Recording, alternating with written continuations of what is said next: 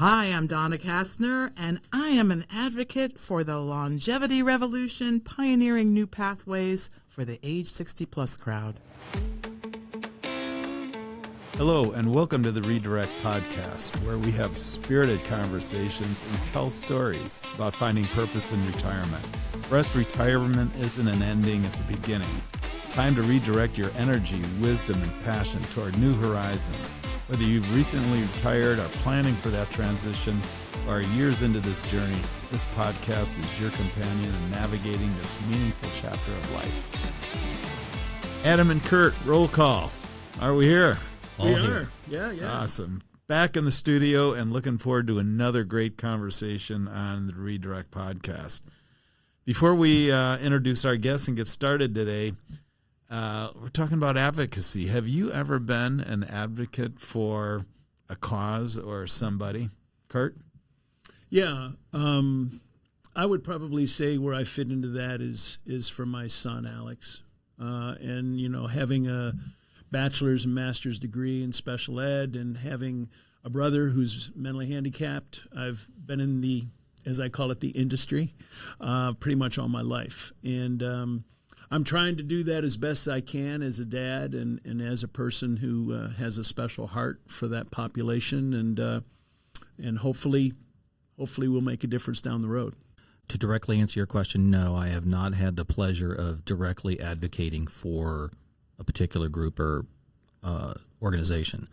I have had the blessing of investing time, money on the behalf of others to really uplift a given situation, but going to some body of people on behalf of another body of people, I haven't yet had the privilege of doing that. I've kind of thought about this question. I went way back. I went back to high school, and I remember supporting a friend of my parents who was running for alderman in Chicago. So I got myself dipped deeply into Chicago politics and ended up supporting this person by working with them and handing out leaflets and everything. And it was the first time I felt a cause and supporting a cause and going out for somebody who I really believed in, running for office. She did not get elected. However, I did get dipped into Chicago politics, so I wasn't stuffing. Was it Michelle Obama? It was not Michelle Obama. Okay. No, it was not. This is when I was in high school. She was but a twinkle in her daddy's eye, I would think, about that time. So, you know, Adam, I want to go back to your comment. I believe you have been an advocate. Okay. Your love for the Lord. Sure. And I think that's something that I get from you many times. So don't cut yourself short and think about, you know, that you are being an advocate for. Yeah, I appreciate that. I do think as a Christian, I have a responsibility. I think all Christians do, but directly advocating for some folks who cannot properly or best represent themselves and they need assistance representing themselves for improvement of their condition. Nah, I haven't done that. No. I want to. Sounds great to me. I look forward to meeting our guest today. So today's friend of the Redirect Podcast is Donna Kastner. Donna's career path has been described as eclectic. It includes sales, marketing, and a few kitchen table bootstrap startups. But the constant thread has been her ability to transform ideas into action and ultimately a positive impact. Since 2009, Donna has enjoyed her best role yet in serving as a champion for the age 60-plus crowd. When Donna was 52, she launched her Retirepreneur, a side hustle gig where she helped executives segue from transitional jobs to flexible part-time gigs. Later, as a Del Mar Encore Fellow with the Dayton Foundation, Donna supported a dozen communities in Greater Dayton as they advanced through the AARP Livable Communities program. Donna is the managing director and chief concierge at Age Well Dayton, a dynamic hub where she connects the age 60-plus segment with insights and resources to help them age more gracefully. As a champion for happy and healthy aging, She has a YouTube channel and produces publications and events to help modern elders and their families connect the dots faster and better. Previously, as a Del Mar Encore Fellow with the Dayton Foundation, Donna was instrumental in launching and growing the Miami Valley Age-Friendly Network, which now includes 15 communities. Donna, welcome to the Redirect Podcast. Thank you, Adam. Wow, that was a long bio. I know, it's impressive. Did I really do? That's an impressive bio. I have not been an advocate to that extent by Yeah, any no means. doubt. See, I knew the bio coming, so my answer was no. No, I'm not. I think I need to focus a little more intently. So after hearing all that, I'm really interested in what was the why behind this focus, and it's because it's been going on for a while. You did Like this 20 years. Yeah. And and by the way, I started as a high school band director. I mean, it just sounds like I'm a ping pong ball all over the place. Professional ADHD. Yeah, but one, you have a relocating spouse and you start a family and you start kind of moving and testing and perfecting and doing different things. But I think mid-career I made a pivot to trade shows and conferences, really enjoyed that, was designing education sessions, traveling some. I'm in my 40s, 3 teenage boys, a husband and I are working. We were looking at those college tuitions, and then Dad is diagnosed with Parkinson's and Lewy body dementia. I grew up in New York, New Jersey. We're living in Cleveland, and now they're coming because it's getting beyond Mom. And so it's like, yeah, let's figure this out. Yikes. To be clear, I want to make sure I understand. You're talking about your dad. My dad. Okay. My dad. It was a big redirection. Huge and unexpected, And then, from a faith perspective, you want to make God laugh, tell him your plans, because there's going to be something else that comes in. Amen. Right? Yeah. Amen. Right? Yes, it's his plan, not yours. And my dad had an incredible sales and marketing career, culminating with, being a vice president at Citibank, and he was commuting in and out of Manhattan. And when a couple of things, like hindsight's 20/20, and even before the diagnosis, when he retired, it was rather sudden, earlier than he expected to, and there was no planning for what he was going to do next. And I remember just kind of working with him a little bit on that. He got a Apple computer. I'm just trying to help him do that. But then this diagnosis really took us into a faster pace of challenge. So they landed there. I'd like to say I handled it wonderfully and gracefully. I did not. I had my moments. But it was like a daily fire drill, and I've got a full-time Why do you job. say that? Why do you say it just happened, and in retrospect, it didn't really. I kind of should have seen some of these signs. And I'm one of 4 siblings that were tight, but we're all over the country, and we all were starting to see some things. But when it happened, boom! And I just watched my dad, and my heart felt for him. And then there were times I was just frustrated as all get out with him. Dad, come on, find your bell. Let's go. I got to get to work. Yeah, very real. Yeah.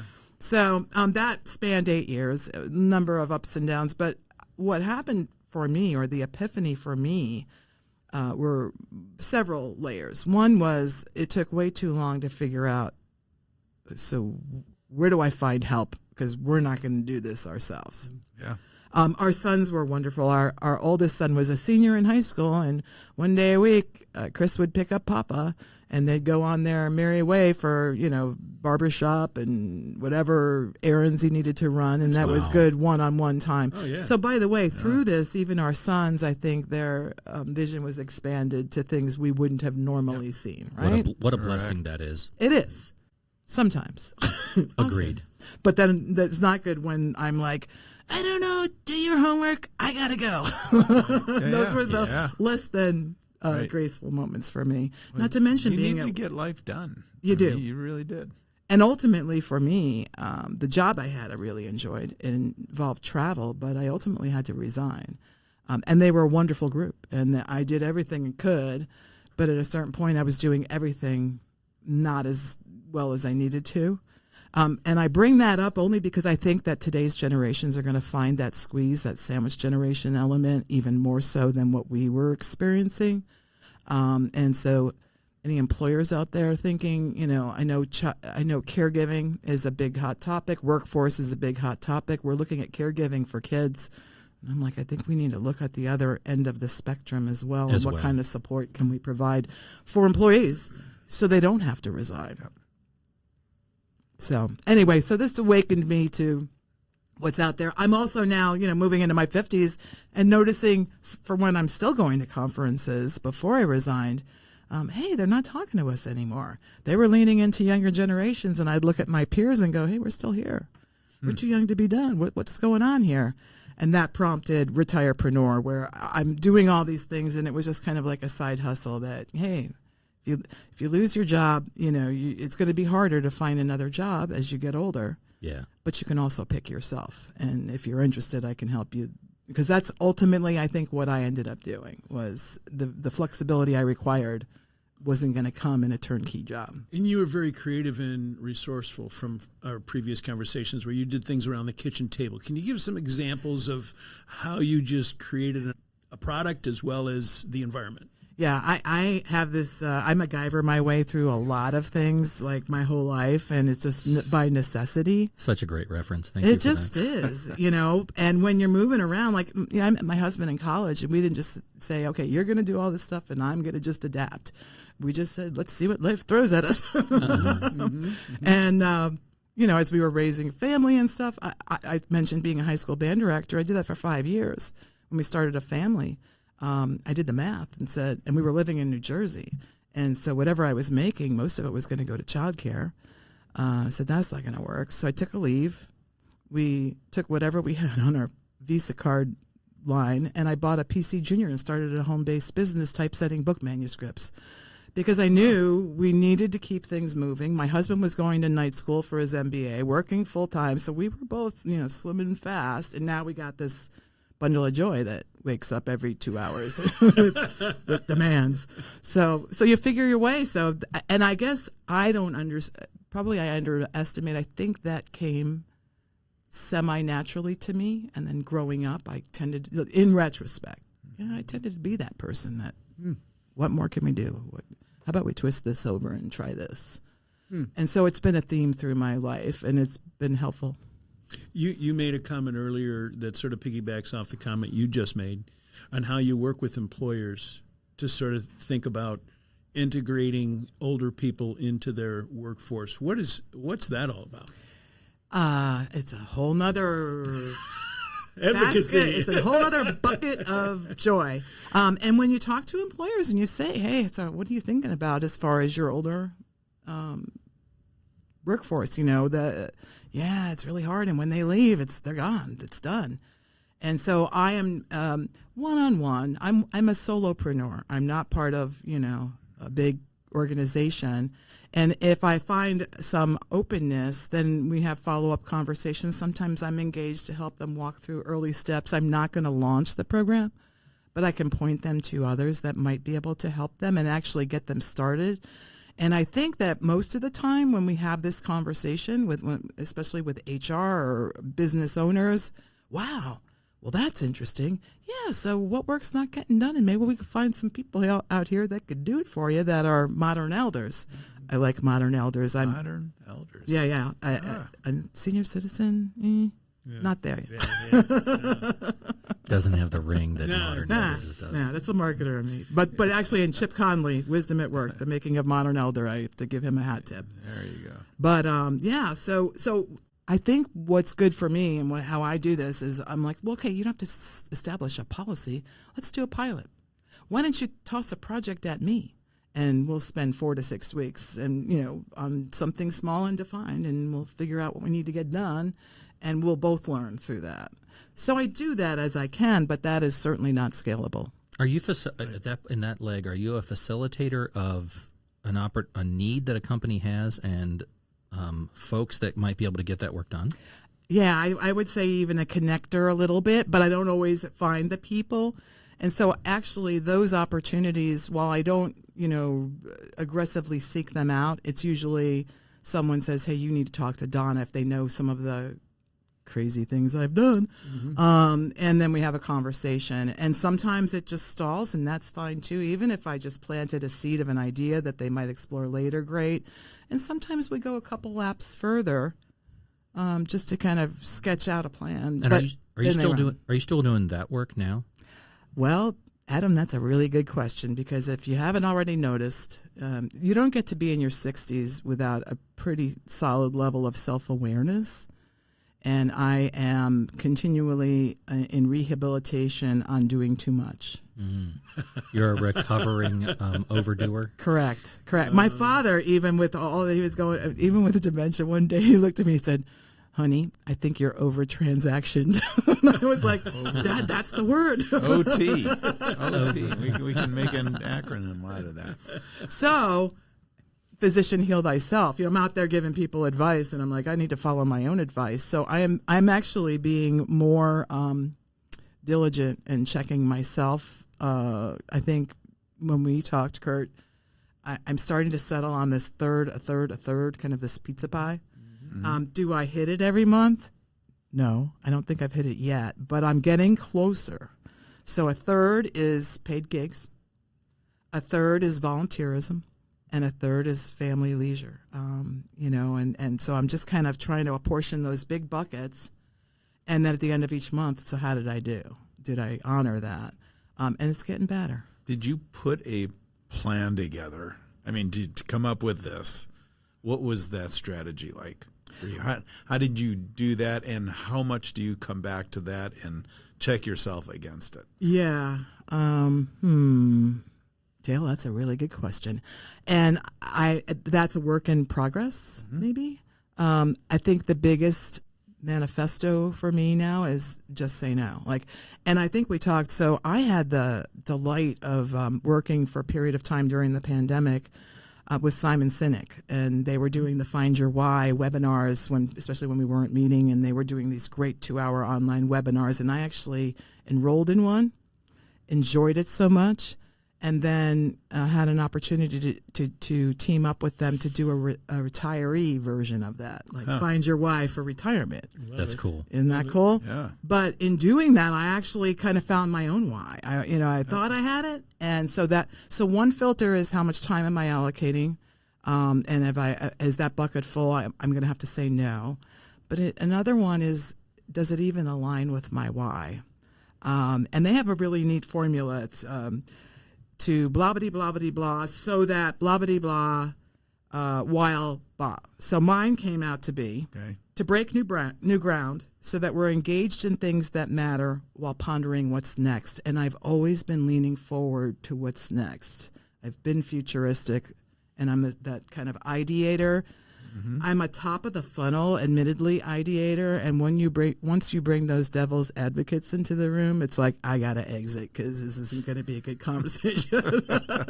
I know that too. But the what if possibilities, we land on some really good things. You're one of the few people, and by the way, speaking from one ADD person to another ADD person, the no you're saying to is yourself.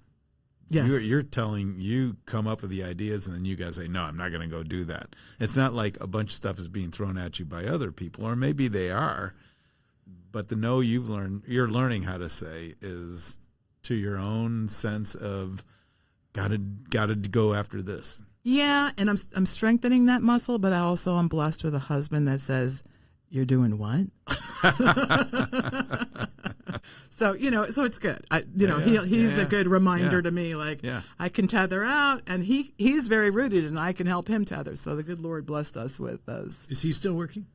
He retired, and we were in Cleveland during the pandemic. Moved to Cincinnati. Our son was here. We have 3 sons. One was here, one in Nashville, and one in Brooklyn. And he was retiring. I was still working, but not location dependent. Let's get closer to one of them. Let's dip our toe and see if we could sell our 5-bedroom home and maybe downsize a bit. You probably did that at the right time, right? As far as selling. Yeah, our accountant would say that. But we had 4 offers in the first day we put it on the market with escalation clauses, and suddenly it's like, oh no, what are we going to do now? We actually gotta have to buy a move. house. And then I found out that, so then we're going through the basement, undoing stuff. And I'm taking pictures every day, sending it to our sons and their wives, like, who wants this? And they would be like, no, thank you, no, thank you, no, thank you. And they weren't interested. So we had to purge and donate, but we did it. We figured it out, and it was a bit painful. But when we landed here, it was freeing. We had a smaller footprint. We got rid of a lot of stuff we weren't using, and we then moved forward. So back to my husband, he's architecting his own career in a really interesting way. And when I do workshops, I'll say, so don't wait till you retire to try to figure out what you're going to do. It's good to pre-plan, unless you're my husband, and then that works perfectly fine for So as you look, I don't want to jump too far ahead, but in your next 30 years, this, again, I'm kind of fascinated by the three piece of the pie that you've developed. You know, this will drive, as far as you can see, this is what's going to drive your next 30.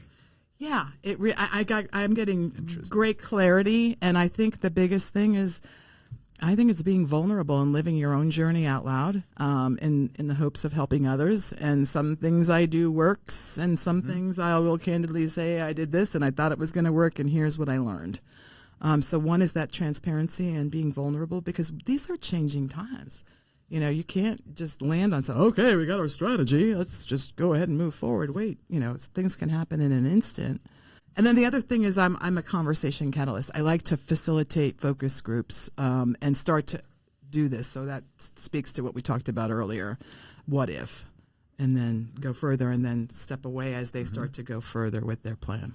Why are you having such a difficult time with the last third? Because too many things appeal to me. Because I've spent 20 years sowing seeds, and a lot of opportunities are coming to me, and they're not all a fit. Not a lot, but a good many. Now it's like, you know what? Gee, no. Thank you for asking. No. The good thing, though, Curt, is I've been doing this so long, I have a pretty good network. So when someone comes to me and I'm like, you know, I'd love to do it, but it's not a fit for me. However, you might want to talk to Mary or Joe, or like, if you're interested, I can point you to someone that I think it's a better fit for. So that makes it easier. Oh my gosh, big time, big time, and work in progress, but significant. More no's than yeses this year. So of that last third, what would you say? What's your percentage right now that you would say? As far as how often do I hit it? You had working, you had volunteering, and then your personal time. So, okay, it's not a third, and third. No. Is it 10% your time? No, I'm getting close. I'm getting closer to that. Okay. And then the other thing, and I shared with you guys that, you know, life happens and family issues happen and life events just, I'd love to say, here I was disciplined knowing I needed to do it, and life intervened, and we had some family crises go on that I was like, I have to pull my oars out of the water. And this is the hard part. When you pull them all out, it's really hard to get back in the... You know, and rhythm and cadence of things. Yeah, it's almost like you got to restart. And it's like, so I've tried really carefully not to lose that momentum and be selective in what I say yes to. And by the way, this was on my yes and no list. And I said yes because there's something really cool that you guys are doing. That I said, I like the conversations that you're teeing up. And I do think there's some alignment.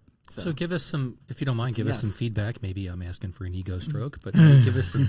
Because we're not paying you. That's right. Yeah. Give us some feedback. My husband noticed that. Go ahead. we're not sponsored yet, Curt. Okay. How do we get sponsored again? info@redirectsu.com. How do the conversations that you hear on our podcast, how do you think that comes to bear on the people that you get to work with? Yeah. So podcasts, they're so cool. I like, not all of them, by the way. Sure. A lot of them are not. What I like about episodes or other podcasts? Other podcasts. Thank you. Now let's go to your episodes. And almost all of them are cool. I could maybe find one that I went, I didn't think this is my thing, which is what you're doing. You're actually moving across the universe. But the way you do it and you make it so approachable, I think you're very thoughtful in how you're designing and you're opening conversation. It almost gets my brain in gear for what I'm about to process. The guests that you've brought on have been phenomenal. I am that person that I'm taking a walk or I'm doing, usually I'm in active mode while I'm listening. And I can tell you that on several occasions, I went back to re-listen and take notes. And to me, that's I think, a sign of a really good learning experience. Well, thank you for that. A question that we wrestle with is that our audience don't listen to podcasts or are new. When I say it's on your phone and it's free, it's part of your phone, there are a lot of people that are, and we're trying to get people to understand that a podcast is something you can listen to on a walk. It's, have you found the same thing? Yes. And I jumped into podcasts. Oh, God, I think the first one I did was in 2009. I'm just sitting there, Adam Carolla or whatever, those pioneers where you had to hold your phone like this to even get. So I thought it was really cool, but I think you have to train your brain, I believe. Yeah. To tune in a different way, because when I would take those walks initially and listen to podcasts, it'd be like, oh, what's that new tree or that bird or something? And then all of a sudden, what were they talking about? And I was rewinding. So there's a discipline or an approach, but I'm finding the same thing, that the people that do that, to me, it's like a university. Like I can just tap in and I get to pick. So the McGiver element is really good. I like that. I get to pick and choose my courses and no one's telling me what I got to take. Right. So yeah, but I'm encountering that. So I was doing a podcast for Age Well Dayton, and I've decided at the end of the year we're going to stop ours, because I do better when I join people like you. I do better when I jump into a podcast that's established versus why am I out there building yet another podcast? Yeah. So your help would be welcome at any time. Just jump right in and say, be part of this. I gotta tell you, it's not in my third yet. You didn't say no. You didn't say no. Let's see if she says no on the next invite. We will rejoin our conversation in just a moment. Thank you for listening to the Redirect Podcast. We appreciate your support. Do you love what you're hearing? Don't keep it to yourself. Follow the Redirect Podcast on Apple Podcast and Spotify, and never miss an episode that inspires your next chapter in life's journey. While you're there, hit a 5-star rating, leave a review, and share your favorite episode with a friend who's ready for their own life pivot. And don't forget to join the conversation on Instagram at The Redirect Podcast. Comment, tag us, and let us know how you are redirecting your journey. Now let's get back to today's conversation. You mentioned Age Well Dayton. Tell us more about that. Yeah, I'll try to do this as quickly as I can here. So when we moved here to Cincinnati, someone told me about the Dayton Foundation, and they were doing fellowships. And they had a fellowship that was very much in alignment with what I was doing with Retirepreneur up in Cleveland. So while we're moving, why not? This is I say yes to everything. So I sailed a resume in, we moved, and they interviewed me, and then they said, yeah, we'd like you to do it. It was a paid fellowship. I didn't get rich, but it was a wealth of insights and networking, and I met people. It was amazing. So anyway, I was largely focused on growing the age-friendly network. And so there was one community that was defined as age-friendly, Yellow Springs. Age-friendly means they're working through a program prescribed by AARP. It's actually very thoughtful that looks at the 8 domains of livability. Fast forward, my 3 years as a fellow was once again I would tell you, it was my McGiver MBA, and it was in understanding government. I've never worked in government. And now I was at city council meetings proposing this program and why it made sense and why they might want to join this community. So that was helpful and relevant, because I don't think any one entity has all the puzzle pieces. We're moving into new territory, especially as it impacts older adults, and everyone has puzzle pieces. And then it's my crazy Columbo, let me ask you one more question. I get that reference. Yeah, sorry. Boomer references are going left and right here. That's most of our audience. It's going to land.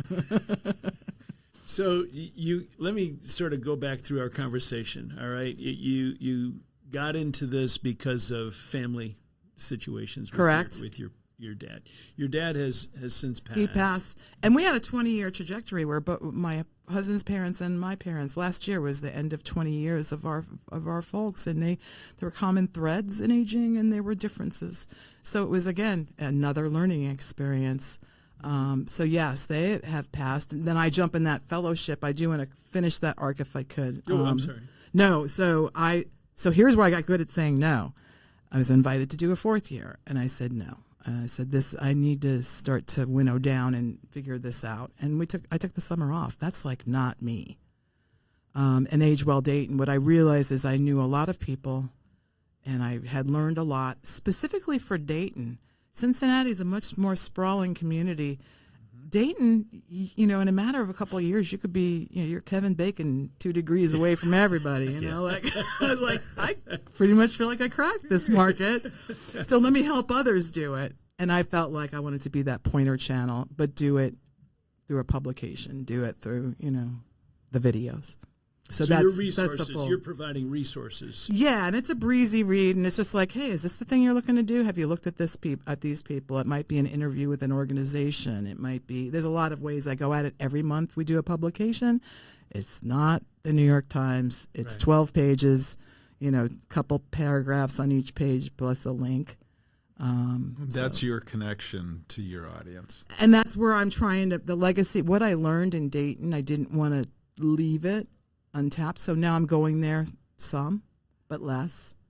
And now trying to take those connections that I nurtured and share them with others. Because when I talk to them over coffee, they're like, how do you know that?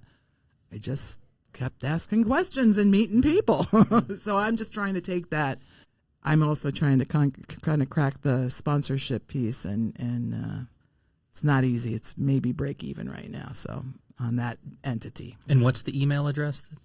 What's the email address? Oh, we have a website. It's agewelldayton.com. Okay. Agewelldayton.com. You'll find me. It's probably the digital billboard. Whether that continues, that's the next big yes or no.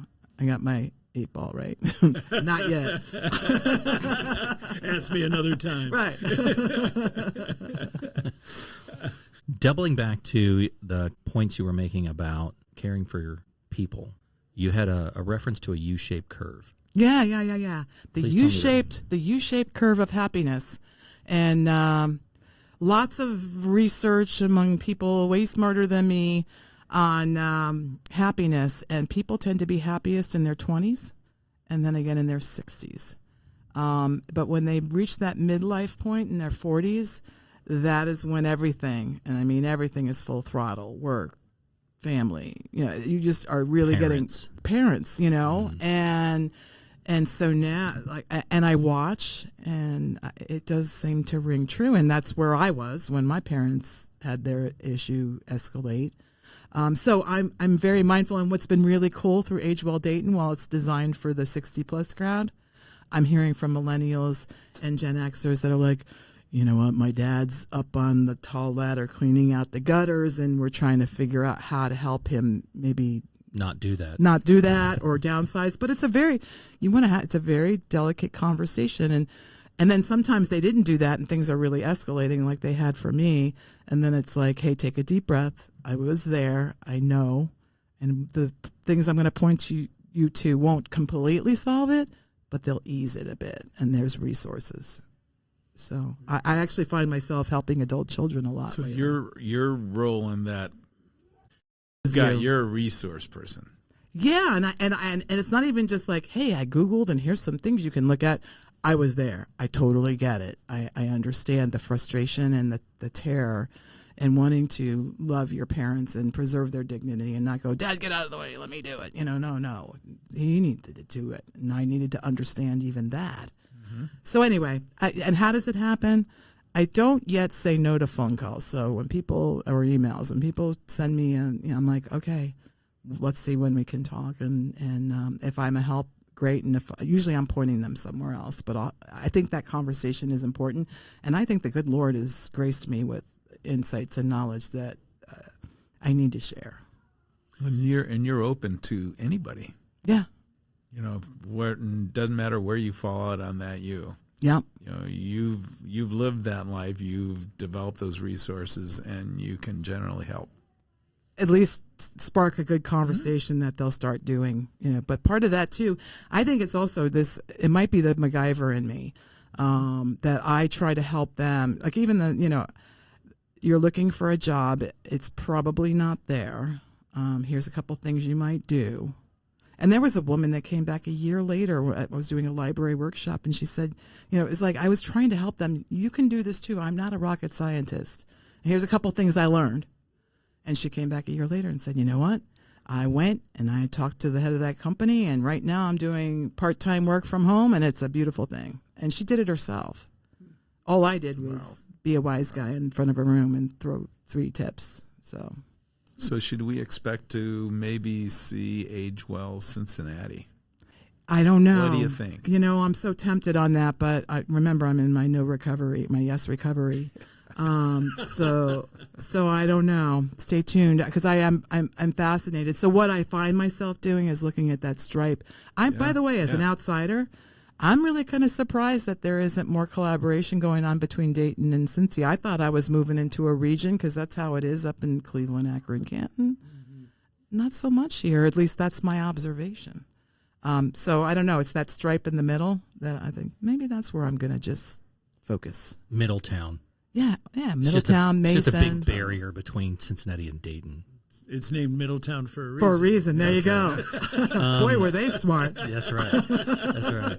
Here's the Mason-Dixon line. No, go ahead. So, any room in your imagination of the next few years for you? Can you see yourself trying to inspire someone to take the mantle of creating an Age Well Cincinnati or Age Well wherever? Maybe, and I am having conversations, very kind of initial preliminary, like, hey, I'm likely going to pass this football. I feel like I've kind of proven it in a very rough way on the ground, but I don't think I'm going to be the person taking the next 10 yards. So stay tuned. Where I'm looking closer is my faith life, because I was largely secular in what I did around this, and now this conversation is starting to move into my faith walk. And that's great. Yeah, and it seems like, oh my gosh, I could just focus on that forever. Where are you with your husband in this part of your life? It's not like you made the comment earlier that he's always asking you, you're doing what? Yeah. And he doesn't have a plan, and he's, we've heard that from other people. I just plod along. Yeah. And it's just whatever happens, comes about. I'm aware of things, and I'm a part of that. Where is he compared to you? Are you guys on the same page? Do you have conversations about it? Yeah, and for the most part, we are. And to be honest with you, like throughout our marriage, and boys, you're racing as a parent doing this. There was a point with our 3 sons that when we became empty nesters and they saw us at church together, they're like, "You guys are married?" Like, because when someone was taking someone to soccer while the other one was over here. So this is our best chapter yet, to be completely honest with you. But I think we're different people, so we are largely doing different things. But sometimes we're doing things together, and we're really maybe fine-tuning what that looks like. But at the end of each day, which comes a little sooner than it would. So I think cocktail time at the Kastners happens around 4 or 5, and we share our day with one another. And it's kind of nice. Okay. And we are traveling, and we are doing some things, but yeah. And he is saying, "Hey, you might." So he's been inspiration for me to dial down for sure, and he's extremely patient. And remind me again, is he doing something himself in a work or volunteer, or is he just doing hobbies and things that he has? No, he's really doubling down volunteerism, but he's got his hobbies too. So yeah, he's definitely. I thought, oh my gosh, he's gonna be watching Law and Order all day, and I'll be like, "What are you doing?" McGiver reruns. Nothing. First of all, the TV doesn't even go on until later in the evening, and he is out there discovering himself. It wasn't something that was maybe as readily there, but it came, and he found it in his way, and doing a lot of work with our church. As you were an advocate to others, were you an advocate for your husband to help him sort of see things? Yes. Okay. Did he receive that well? See, you, Adam, you always come in with that. Bing. So yes, sometimes, and no, sometimes. And then it's like, Donna, go back in your office. He doesn't need to hear you and all your age-friendly stuff. But he did something where there was an academy that opened up that he comes from an HR and operations background, and he helped to develop the HR book. And so he's rolled up his sleeves and done some things that have been amazing, that have inspired me. I'm like, wow, what are you doing? And that was all him. So more often than not, I might nudge him. He finds it himself. That's cool. Yeah. Another question for you. So for our audience who, let's say, is just newly retired, what is your consultation on how to move forward? I mean, resource-wise, just generally, if somebody gets that conversation with you, where do you send them? Several places, but I don't send them anywhere till I ask some questions and understand them. Because first and foremost, we don't all move into our 60s as the same person. So that's a great question, Dale, and I like to have that conversation first, and then just a couple places. But the bigger overarching, and I am a bit of a cheerleader. I'm a starry-eyed silver op. There we go. We got something here. So your questions are probably more on the positive. What did you do good? Yeah, or tell me. So I'll tell you. You know who does really well in this life stage, from my observations? People that were lifelong learners their whole life. They move into this, and it's a feast. Those people move very well into this phase. So one of the early questions I'll ask is, so tell me about things learning you did throughout your life. And for those, the company didn't pay for it and I really didn't do it. And I'm like, I don't think this route's going to be for you. Tell me more about this. So it might be hobbies. But I think that there are challenges to be solved. I think that our world is definitely got a lot of tough things going on right now. But I also think that there's possibilities that are coming from the difficult times comes new possibilities, new inroads. So there's challenges to be solved. There's opportunities to seize. From a work standpoint, ageism is still there. I encounter it every week. But I gently have conversations where I see possibility, and tell me why you think that. So even that's starting to ease a bit. So I don't know. I think it's the optimist in me, but I'm not a crazy optimist. I see these But you barriers. pull that out of people right off and really kind of get them into that mindset. You determine where they're coming from, and then you can better handle sending them for resources. And it's in areas where I have empathy. It's I get it. I was down that road, and I had that feeling. And let me tell you, and it takes some time, so it's not instant coffee, but here's some things you might do. And it's about getting out and engaging in conversations with others. Don, if you don't mind me asking, how old are you? 67. That your energy, your focus, your cognitive gymnastics that you McGiver your way through, really, really enjoyable. So my doctor recently, there's a few things. It's like, so how you doing on the weights and stuff? I'm like, does lifting grandkids count? Because I do that a lot. But he said the best thing that I'm doing is staying engaged. He goes, that's the best thing you can do for health and longevity. Keep moving. Yeah. Keep moving. Don't stop. Here's a question out of left field. Do you have a mentor? Wow. Yes, but it's changing and shifting. And I've had several. I think I've been probably more leaning into always having a mentor. So throughout my life, I think there are 10-year spans where I've had mentors, and then I segue to another. Dale, I do not have, I'm kind of coming off of a mentorship, but not in this. So if anyone out there. Yeah. No, it's a really good question, because without a mentor, you're just like, okay, let's just see where the wheel spins today. Yeah. I see you. We've been talking about it as advocacy, but see you as becoming people's mentor. Yeah, but mentors need mentors, and that, by the way, is the thing in our world. By the way, multi-generations, young people don't want it's a two-way mutual mentorship. So we might have emotional intelligence and experience and insights, but they have incredible things to teach us. And when it's a two-way street, wow, what a better conversation that is. And we talked about that as reverse mentorship, right? Yeah. And I think that the reverse mentorship is a way to engage in conversation about mentorship. But you might be talking about something slightly different. It sounds more collaborative, like, hey, I can offer you some assistance in these ways, and I could really use your help in these ways. So you heard me reference modern elder. Chip Conley, Wisdom at Work, The Making of a Modern Elder. He coined a mentern. Now you're a part mentor, part intern. And I think that's the world we're moving into. And do you remember, what was the movie with Anne Hathaway and... The Intern. Yes, The Intern. I love that movie. It's the best. So It's anyone so out good. there, if you're intrigued, it's a fun-loving, it's not deep, but it is so spot on. So good. And he arrives. He was a senior vice president. He doesn't come in telling him, "Hey, let me tell you how to do it." He was very humble, and he listened, and he asked questions, and he gained trust. And over time, everything about that movie, So warm. Robert De Niro's Robert De character Niro, was right. so good. So I would recommend that. Watch that. Such a warm movie. I liked it a lot. Yeah. And younger generations are like, yeah, I don't know if I want to hear from you. You're going to be telling me what to do. So, yeah. Question with you and your kids, your adult children. They probably say, well, Mom's got this.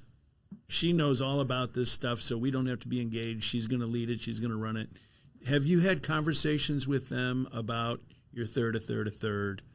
And then I'm going to follow up with the next question is like grandkids in your life. So let's talk about your children first, and then let's Sure. talk about the impact of your grandchildren. Sure.